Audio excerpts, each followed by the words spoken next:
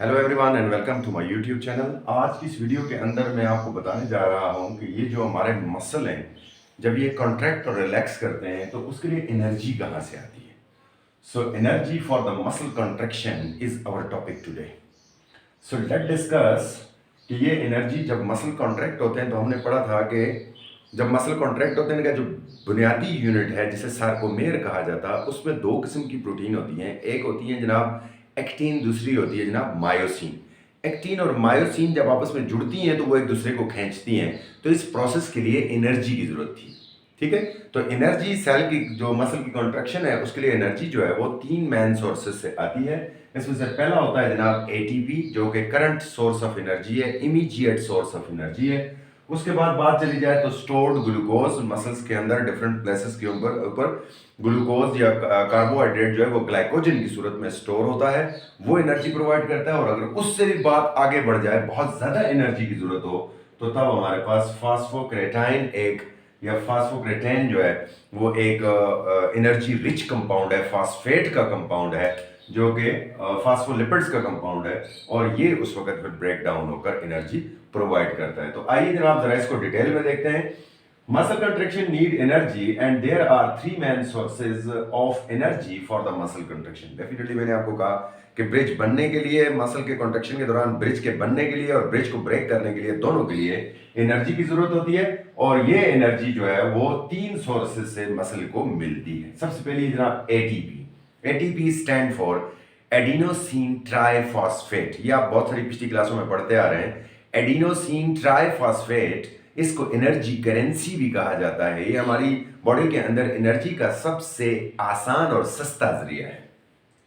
It is the immediate source of energy for the muscle contraction which is stored in muscle cells. Definitely ATP हमारे muscle cells में stored हुई होती है। Respiration जब होता है, आपका जो माइटोकॉन्ड्रिया है वो ATP बनाता रहता है और स्टोर करता रहता है। In the muscle cells, an enzyme called ATPs break down ATP into ADP. एक एंजाइम होता है हमारे मसल्स के अंदर ही, सेलों के अंदर, जिसका नाम है ATPs एंजाइम। और ये एंजाइम क्या करता है, ये एटीपी को, जो एडिनोसिन ट्राइफॉस्फेट है, उसे ब्रेक करता है, उसमें से एक फास्फेट को हटा देता है, तो वो एडीपी यानी एडिनोसिन डाइफॉस्फेट बन जाता है। और जो फास्फेट अलग होता है उसके बीच में जो बांड होता है, जब वो बांड टूटता है तो वो बहुत सारी एनर्जी रिलीज करता है, और इस एनर्जी को दस releasing the energy for the muscle contraction, और वो उसको मसल कॉन्ट्रैक्शन के लिए एनर्जी देता है। For example ATP in the presence of ATPs enzyme will give us ADP plus PI।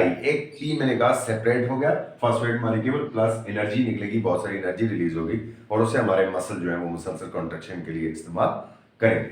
उसके बाद फॉर एग्जांपल हम थोड़ी तेज एक्सरसाइज कर रहे हैं, थोड़ा हेवी काम कर रहे हैं, तो उसमें क्या होगा कि stored glucose, much part of energy come from the carbohydrate or glucose stored in the form of glycogen in the muscle cells। जैसे मैंने आपको शुरू में बता दिया कि ज्यादा जब एनर्जी मसल्स को चाहिए होती है, तो तब मसल के अंदर ग्लूकोज की एक किस्म स्टोर हुई होती है, उसे हम कहते हैं ग्लाइकोजन। वो ग्लाइकोजन ग्लाइकोजेनेसिस के जरिए टूटती है, दोबारा से ग्लूकोज बदलती है, ग्लूकोज एटीपी बनता है, और एटीपी से फिर एनर्जी रिलीज होती है।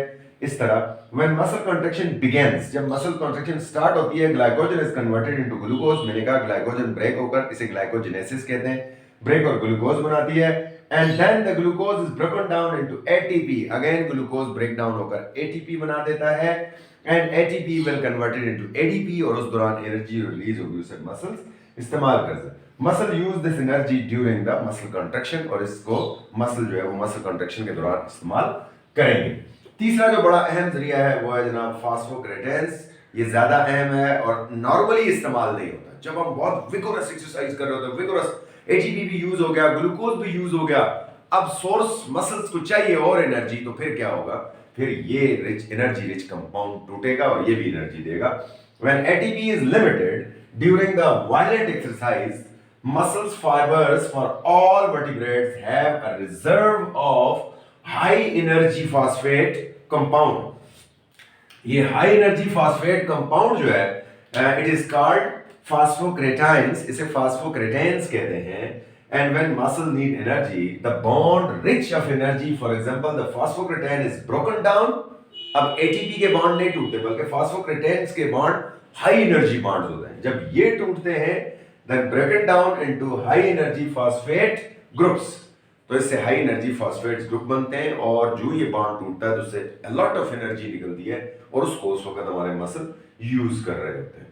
Group and the group of PO4 then unite with the ADP। अब ग्रुप ऑफ PO4 जो है वो ADP के साथ यूनाइट होकर दोबारा ATP बनाते हैं and found the ATP which is used by muscles for the energy during vigorous exercise for the muscle contraction। ठीक है जी, यानी फॉस्फोक्रेटाइंस के बीच में जो बॉन्ड है वो टूटता है, वो high energy compounds phosphate compound बना देता है। वो हाई एनर्जी फॉस्फेट कंपाउंड क्या करते हैं, वो दोबारा एडीपी के साथ जुड़ते हैं जो कि ऑलरेडी खाली हो चुकी है, उसमें एनर्जी नहीं है। उसके साथ जब वो हाई एनर्जी बॉन्ड जुड़ जाते हैं, फॉस्फेट ग्रुप जुड़ जाते हैं, तो अगेन वो एटीपी बना देते हैं और एटीपी एनर्जी की करेंसी है। फिर एटीपी टूटेगा, उससे एनर्जी रिलीज होगी, उसे मसल जो है वो इस्तेमाल करेंगे।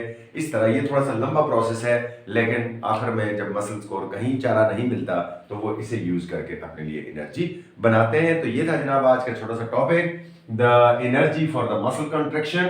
3 तरह से आती है, एटीपी से सबसे आसान और सस्ता जरिया, उसके बाद stored glucose in the form of glycogen, glycogen टूट के ग्लूकोज बनाएगा, ग्लूकोज से फिर एटीपी बनेगा, एटीपी टूट कर एडीपी और एनर्जी रिलीज करेगा।